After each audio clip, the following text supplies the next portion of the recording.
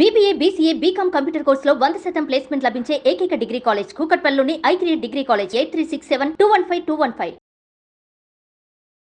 నమస్తే రమ్మగారు. నమస్తే జయ. రమ్మగారు, దేవాలయ దర్శనాలకి వెళ్ళేటప్పుడు ప్రత్యేకించి కొన్ని నియమాలన్నా పాటిస్తాం కదండి.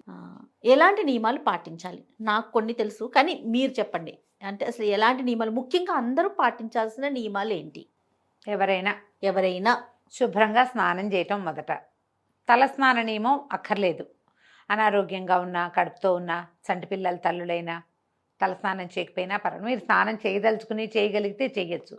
స్త్రీలైతే తప్పకుండా కొంచెం ఒక చిటికెడు పసుపు రాసుకుని స్నానం చేస్తే సరిపోతుంది. సువాసినికి స్నాన నియమం లేదు, ఇది ఖచ్చితం. ఊళ్ళోకి వెళ్ళేటప్పుడు తలంటి పోసుకుని తీరాలి అని లేదు. నువ్వు నేను పోసుకోక్కర్లేదు. మనలాగా మనం పసుపు రాసుకుని స్నానం చేసి వెళ్ళొచ్చు. తర్వాత ఒకసారి కట్టి విడిచిన బట్టలని కట్టుకుని వెళ్ళొద్దు. ఉతికిన బట్ట కొత్తదే అక్కర్లా, ఉతికిన బట్ట కట్టుకోండి. ఒకసారి కట్టుకుని మనం పెట్టుకుంటాం కదా, హ్యాంగర్ కేసి పెడతాం, ఆ బట్టలు తీయద్దు. తర్వాత భోజనం చేసిన బట్టలు కూడా పనికిరావు.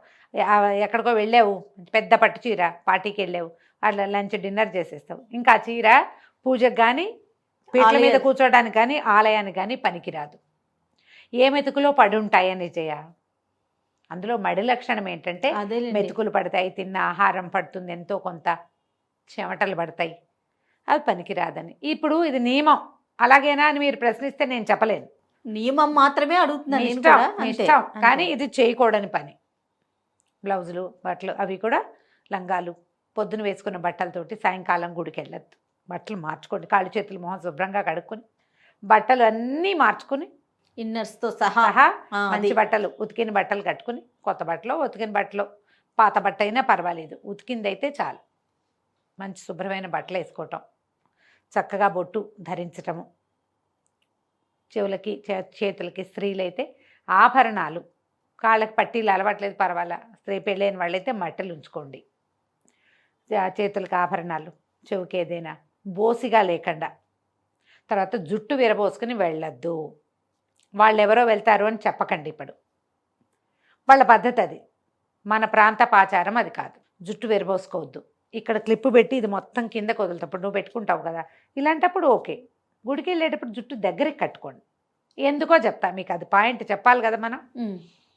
జనరల్గా పూజ ఏదైనా దేవాలయ దర్శనం చేసేటప్పుడు ఈ జుట్టు కొసలు విడిచి ఉండకూడదు, ముడేసుకోవాలని చెప్తారు. ఈ కాలం అది కాదమ్మా. జుట్టు ముడేసుకోవాలంటే ప్రతి చిన్న పిల్ల పేద పిల్లల్ని ఎక్కడ ముడేయిస్తాం మనము? ముళ్ళే ఇచ్చి అంత జుట్టు కూడా ఉండట్లేదు. లేదు, ఇప్పుడు జడేసుకోవచ్చు, జడేసుకోరు. మీరు జుట్టు విరబోసుకునే ఉంటారు. ఒక రబ్బర్ బ్యాండ్, ఒక బ్యాండ్ పెట్టుకుని జుట్టు అంతా సంస్కృతంగా ఉంచుకోండి. అసంస్కృత కేశపాసాలతోటి పీటల మీద కూర్చోకూడదు, దేవాలయ దర్శనం చేయకూడదు. దానికి ఒక విధానం ఏంటంటే, ఇప్పుడు నీ జుట్టు ఇలా వచ్చింది, నువ్వు ఇలా అంటావు, ఈ చేయి వెళ్తుంది, ఈ చేతులు కడుక్కుంటావా నువ్వు? ఈ చేతితోటే నువ్వు దండం పెడతావు, పువ్వులు తీసుకుంటావు, మంత్రపుష్పం చెప్తే ఆ పువ్వులు ఇస్తారు నీ చేతికి, తీర్థం నువ్వు అదే చేతితో పుచ్చుకుంటావు. జుట్టు మీద చేయేస్తే చేయి కడుక్కోవాలి, ఇది సిద్ధాంతం. తర్వాత నువ్వు ఇలా 100 సార్లు అన్నాక 4 వెంట్రుక, ఒక్క వెంట్రుకైనా రాలకుండా ఉంటుందా నీ జుట్టు? అసలు జుట్టు రాలని వాళ్ళు ఉన్నారమ్మా లోకంలో ఇప్పుడు? అసలు మరి లేరు. ఈ తలలో చేతులు పెట్టి ఇలా తల కదుపుతూ ఆ చేతితోటి నువ్వు నమస్కారం చేసిన పచ్చి పాపాలు చుట్టుకుంటాయి నీకు, అది పనికిరాదు. డబ్బులు తీసి వేయటానికి కానీ, తీర్థం పుచ్చుకోవటానికి కానీ, నమస్కారం చేసి శఠారికి తీసుకోవటానికి కానీ దేనికి పనికిరాదు అది. తల ముట్టుకోకుండా ఉండాలంటే ఏం చేయాలి? తల కట్టుకోవాలి కదా, దగ్గరికి పెట్టి క్లిప్ పెట్టుకోండి. మీకు ఎంత బారెడు జుట్టున్నా సరే, ఇంతే ఉంది నాలాగా, లేదా తెగబారెడు ఉన్నాయి కురులు, అప్పుడు కూడా క్లిప్ పెట్టుకోండి. బయటకు వచ్చాక క్లిప్ తీసేద్దురు కానీ, పోనీ మీ ఫ్యాషన్కి సరిపోదు అనుకుంటే. ఈ దేవాలయంలో చూస్తాము జయ, వాళ్ళు వంగి దీపం ముట్టిస్తారు, ఈ మొత్తం ఈ నిరుపైన కేశపాసాలు వచ్చి ఆ దీపం మీద పడతాయి. అయ్యగారికి దండం పెడతారు, జుట్టు కూడా ముట్టుకుంటుంది ఆయన పాదాలని. మీరు ఆలోచించుకోండి అమ్మా, ఎవరికి వాళ్ళు. ఒకళ్ళని అంటాం కాదు, గుళ్ళల్లో చూసే చెప్తున్నా ఈ మాట. పీటల మీద కూర్చున్నప్పుడు జుట్టు కట్టుకోకుండా కూర్చుంటాం, ఎంతసేపు జుట్టు సవరించుకుంటూ ఉంటారు. ఆ జుట్టు అటు ఇటు వెళ్ళిపోయింది మనకే తెలుస్తుంటుంది, మన జుట్టు మనం సవరించుకుంటూ ఉంటారు. అలా పనికిరాదమ్మా, అది చెయ్యొద్దు. కనీసం ఇది ఇంత మాత్రం చేయండి. విభూది, ఆడపిల్లలైనా మగపిల్లలైనా తిలకధారణ చేసి దేవాలయంలోకి వెళ్తే మంచిది. ఓ పండ్లు, తమలపాకులు, తర్వాత కొబ్బరికాయలు, పువ్వులు, తులసి దళాలు, మారేడు దళాలు, ఏవి శక్తి ఉంటే అవి పట్టుకెళ్ళండి. ఏవి శక్తి లేదు, కుదరలేదు, మనం ఎక్కడికో వెళ్తూ దేవాలయానికి వెళ్ళాము, చెప్పులు విడిచేయండి, శుభ్రంగా కాళ్ళు కడుక్కోండి, చేతులు కూడా కడుక్కోండి. కాళ్ళు చేతులు కడుక్కోవటం, కాసిన ఒక చుక్క నీళ్ళు తీసుకుని నెత్తి మీద చల్లుకుంటే అపవిత్ర పవిత్రవా శ్లోకం చెప్పుకోగలిగితే అపవిత్ర పవిత్రోవా సర్వావస్థాంగతోపివ యస్మరేత్ పుండరీకాక్షం సబాహ్యాభ్యంతర శుచి. ఇదే శ్లోకం. నువ్వు పవిత్రుడివైనా అపవిత్రుడివైనా సరే, నువ్వు పుండరీకాక్ష నామధేయం చెప్పుకున్న వాడికి బాహ్యము అభ్యంతరము కూడా, బయట లోపల కూడా శుచి అవుతాడు. ఎలాంటి అవస్థల్లో ఉన్న వాళ్ళైనా సరే ఇది చెయ్యొచ్చు. ఓకే. ఎవరింటికో వెళ్ళాం, భోజనం చేసేసాం, లేకపోతే ఇంకోటి ఏదో రకరకాల చోట్ల తిరిగి వచ్చాం, దేవాలయం కనపడింది, వెళ్దాం అనిపించింది, లోపలికి వెళ్ళాం, నీళ్ళు చల్లుకోండి. నేను నా పరిస్థితి ఇది స్వామి, నన్ను క్షమించు అన్నది ఒక పాయింట్ లోపల రావాలి నీకు. ఇది అందుకు ఇది చెప్పేది. తర్వాత వెళ్ళండి, ధ్వజస్తంభంతో సహా ఒక 3 ప్రదక్షిణలు చేయండి. స్తంభాన్ని వదిలిపెట్టి కాదు, ఈ ధ్వజస్తంభం చుట్టూ ఇలా తిరిగామా, ఇప్పుడు ఇది ధ్వజస్తంభం అనుకో, ఇక్కడ మొదలు పెట్టాం, ఇలా తిరిగామా, ఇలా ఎక్కిపోవద్దు, మళ్ళీ తిరిగి వచ్చి ఇక్కడి నుంచి వెళ్ళాలి లోపల. రైట్. ఇది జ్ఞాపకం పెట్టుకోండి.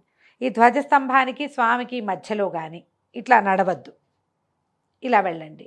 3 ప్రదక్షిణలు చేయండి. స్థిమితం లేదు, మనసుకి ఏదో ఇబ్బందిగా బాధగా ఉంది, పక్కన ఒక వినాయకుడు రావి చెట్టు కింద కూర్చున్నాడు, ఓ 11 ప్రదక్షిణాలు చేయండి. ఓ ఆంజనేయ స్వామి ఉన్నాడు, దాసాంజనేయుడో వీరాంజనేయుడో అభయాంజనేయుడో ఉన్నాడు, ఆయన కూడా ఒక 11 ప్రదక్షిణాలు చేయండి. దేవాలయంలో ఉన్నప్పుడు ఇతరులని పరిశీలించే పని పెట్టుకోవద్దు. ఎవరో పలకరిస్తారు తెలిసిన వాడు, హలో అంతే. ఏదైనా ఒక్క నామధేయం తీసుకోండి, రామనామం తీసుకోండి, కృష్ణనామధేయం తీసుకోండి, స్వామివారి నామాలు ఏవైనా సరే, అమ్మవారైతే శ్రీమాత్రే నమః చెప్పుకోండి, ఓం లలితాయే నమః చెప్పుకోండి. ఏదో ఒకటి స్తోత్రాలు ఏవో నోటికొచ్చు బాగా చదివేసుకుంటారు మీరు, చక్కగా స్తోత్రం చదువుకుంటూ చేయండి. దబదబా పరిగెడుతూ మనుషుల్ని తోసుకుంటూ వెళ్ళొద్దు, నిదానంగా చక్కగా ప్రదక్షిణ చేయండి. వెళ్తే మనం ఏంటంటే దేవాలయం చుట్టూతా ఉన్నటువంటి ఆ శక్తి వలయంలోకి నిదానంగా ప్రవేశిస్తాం. మనం ఆ శక్తి మనతో పాటు నడుస్తుంది. ఆ వలయంలోకి వెళ్ళటం వల్ల మానసికమైన ప్రశాంతత, గ్రహదోషాలు ఏమైనా చాలా పెద్ద పెద్ద ఇబ్బందులు ఉంటే కొంచెం తగ్గుముఖం పడతాయి. అదేదో తీరిపోవడానికి నువ్వు ఇక్కడ పరిగెత్తకూడదు, ప్రదక్షిణ తాపీగా చేయాలి, నిదానంగా చేయండి. ఏమైనా నామాలు చెప్పుకోండి, లోపలికి వెళ్ళండి. గంట కనుక ఓపెన్ చేసి ఉంటే 1 గంట కొట్టడం, గంటానాదం చేయటం, నమస్కారం చేసుకోవటం. లోపల ఇంకా క్షేత్రపాలకుడు ఉన్నాడు, బయట అమ్మవారి సన్నిధులు విడిగా ఉన్నాయి, అన్ని చోట్ల ఒక నమస్కారం చేసుకోండి. హారతి ఇస్తుంటే శ్రద్ధగా హారతిని గమనించండి, ఆ ప్రతిమా విశేషం కనపడుతుంది మనకి. తీర్థం తీసుకోండి, తర్వాత శఠారు తీసుకోండి, ఏదైనా దక్షిణ మీ శక్తి కలిగింది సమర్పించండి. గుళ్ళో లోపల అయ్యవారి కాళ్ళకి దండం పెట్టబోకండి. కరెక్ట్గా అర్థమైంది కదా నీకు? అవునమ్మ గారు. దేవాలయం లోపల అయ్యగారికి దండం పెట్టద్దు, దేవాలయంలో దండం పెట్టవలసింది స్వామికే. మీరు అయ్యగారికి ఏమైనా ఇవ్వదలుచుకుంటే చేతిలో పెట్టి నమస్కారం చేసుకోండి. పాద నమస్కారాలు చేయకూడదు, అసలు చేతులే జోడించకూడదు అయ్యవారికి. చేతిలో పెట్టాం, ఈ ధ్వజస్తంభంతా యువతలకు వచ్చాక వాళ్ళు రారు, మనం అక్కడే ఏదో ఇవ్వదలుచుకున్నాము, యువతలకు చేతిలో పెట్టి దండం పెడితే సరిపోతుంది. స్వామికి వాళ్ళకి కలిపి పాద నమస్కారాలు చేయబోకండి. గుళ్ళో నాబోటి వాళ్ళు ఎవరైనా అక్కయ్యలు కనపడితే నమస్కారం అండి అనకండి.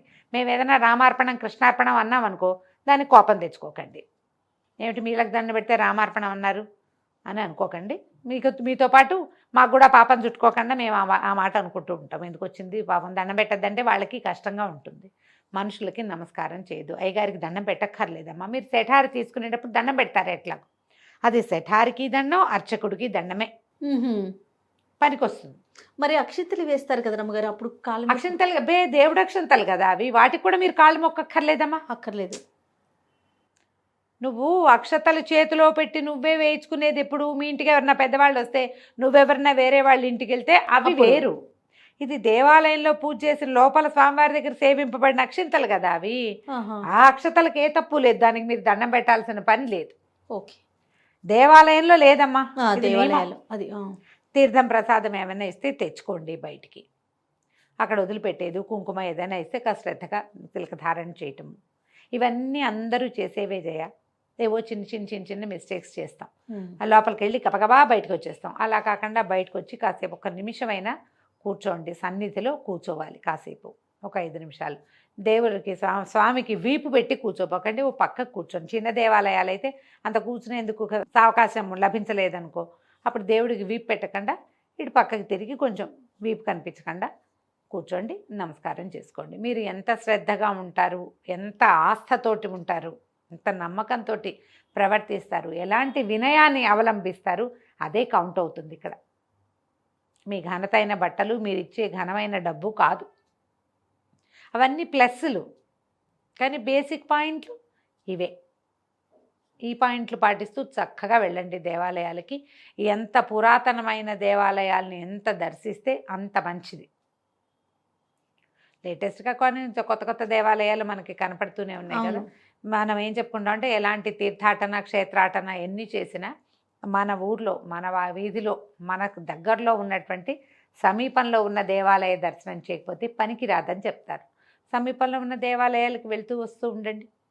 దేవాలయంలో ఏదైనా సేవ చేసే అవకాశం లభించిందనుకో, ఓ ఊడవటమో తుడవటమో పాత్ర మార్జనమో, వారికి ఏదైనా సహాయమో, పువ్వులను ఆకులను ఏవైనా పత్రి లేదనో మా దొడ్లో పువ్వులు ఉంటే రోజువారీ సమర్పించటమో, అట్లా దేవాలయానికి కావాల్సిన సేవలో ఎందులోనైనా కొంత పాలు పంచుకునే అవకాశం ఉంటే నెలకు ఒక్కసారైనా తీసుకోండి ఆ అవకాశాన్ని. చాలు. తప్పకుండా రమగారు. నమస్తే అండి. నమస్తే.